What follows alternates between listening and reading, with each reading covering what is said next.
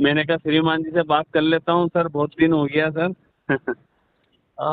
देखो, बात करने के साथ साथ जी सर। हमें कहीं ना कहीं ये सोच तो बनाना ही पड़ेगी बिल्कुल सर, बिल्कुल बिल्कुल बिल्कुल। कि हमें अपने और अपने बच्चों को अच्छा भारत देना है।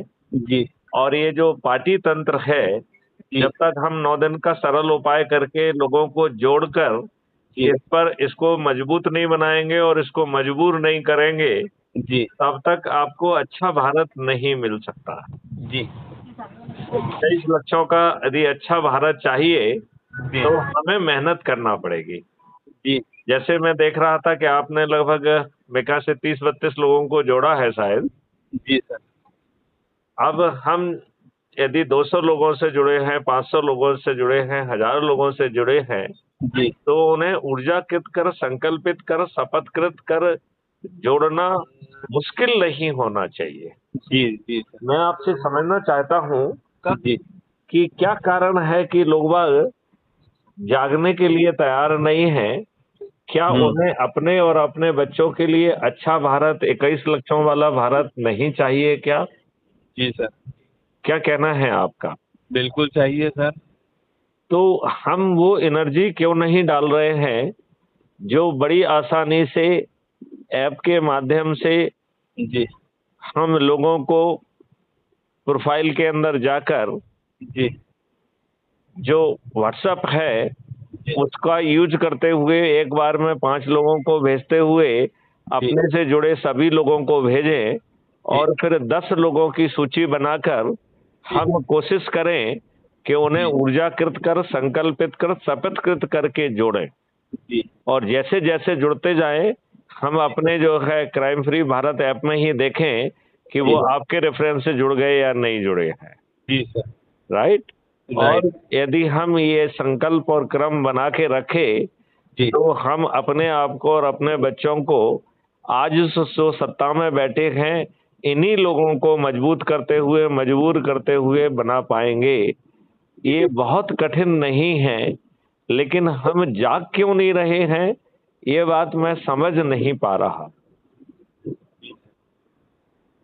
जगना ही है सर। जगना ही नहीं। जगना ही है सर, नहीं जागेंगे तो कैसे काम चलेगा। हाँ, जगना है, जगाना है, सही। मोटिवेट करना है और जी संकल्प दिलाना है। जी तो मैं आपसे अनुरोध करूंगा कि इस कार्यवाही में अपनी आत्मा डाली जाए जी और जहां पर भी हम इकट्ठे हो सकते हैं जी वहां पर महापरिवर्तन के लिए संगोष्ठियां कर ली जाए। जी सर। यदि हम कहीं पे कोई भोज करते हैं तो महापरिवर्तन के लिए भोज, यदि हम कोई सत्यनारायण की कथा करते हैं तो महापरिवर्तन के लिए सत्यनारायण की कथा, जी यदि हम हवन करते हैं तो महापरिवर्तन के लिए हवन।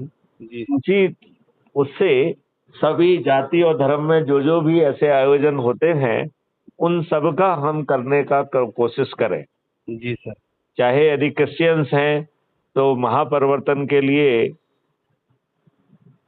रविवार प्रार्थना, जी या मुस्लिम है तो महापरिवर्तन के लिए नमाज। जी। ये यदि हम करेंगे तो सभी जाति और धर्म के लोगों को जोड़ते हुए एक जी महापरिवर्तित भारत पैदा कर पाएंगे जिसमें जी गुलामों के नियम, कानून और व्यवस्था बदल जाएगी। जी सर। तो और बताइए आपका क्या सर कहना? इसलिए लगाया श्रीमान जी मैंने कि रतलाम जिले के अंदर में आया हुआ था, जी कुछ लोगों ने घर में घुस के ने मारपीट किया है, और मारपीट करने के बाद मतलब फिर वो आदमी धमकी दे रहा है तो पारिवारिक में, रात में 11 बजे पूरे घर में घुस के और गुंडों बदमाशों द्वारा सीनियर सिटीजन को मरवाया, उनके तो हाथ पैर इसके माथे में चोट। इसके इसके वीडियो बनाए जाए सर शपथ वीडियो रात में शपथ 11 पूर्वक। बजे नहीं बन पाए सर, और नहीं नहीं। धाराएं लगी इनने पुलिस ने 352, 294, 323, 506, 427 और 34, ये हाँ धाराएं हाँ। लगी। और महिलाओं के साथ में भी कपड़े वपड़े फाड़ के ने मतलब मारकूट किया। तो ये रतलाम का केस है सर, पिपलोदा है, तहसील हाँ। वहाँ का है। तो इसलिए ओके। मैं यहाँ पर आया हुआ था सर, मैं इसलिए आया हुआ था, मैंने कहा भैया आपने जो धाराएं लगाई है ये तो हम मानते हैं, परंतु आपने मतलब सीनियर सिटीजन को मरवाया सर, सिर में चोट आई उनको, और आज मेडिकल वेडिकल करवाया उनका, उसके बाद भी सामने वाला आदमी धमकी दे रहे हैं फिर थाने फोन लगाया मैंने कहा क्या बात है भैया, आपने इतना होने के बाद सामने वाला आदमी फिर बोल रहा है जान से मार देंगे उनको। एक तो अस्पताल में एडमिट हो रहे हैं वो, ऊपर से घर वाले को जाके न धमकियां दे रहे हैं।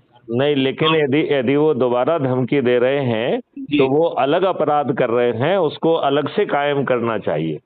जी सर, अभी मैंने उससे कहिए दूसरा अपराध भी कायम करें। जी सर, भाई अभी पहला मैं बोलता अपराध है, हूँ। कायम हो गया है, जी सर। दोबारा धमकी देना दूसरा अपराध है।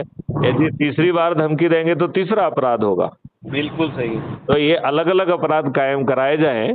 जी सर, इतने हौसले बुलंद है सर के मार कूट करके रात में 11 बजे के बाद मतलब वो पहले रिपोर्ट डाली है, फिर अपन ने रिपोर्ट लिखी। अब हमने अपनी व्यवस्था को इतना लचर बना दिया है, हमने अपनी व्यवस्था को इतना लचर बना दिया है। जी सर। और यदि हम एफआईआर दर्ज करके और सब कुछ भी कर लेते हैं तो न्याय मिलने में हमको बरसों बरस लग जाते हैं। यदि क्राइम फ्री भारत का जो वीडियो बेस्ड ट्रायल सिस्टम के माध्यम से यदि यही न्याय हमें 30 दिन में मिल जाए तो दोबारा आदमी गड़बड़ी करने की हिम्मत नहीं करेगा।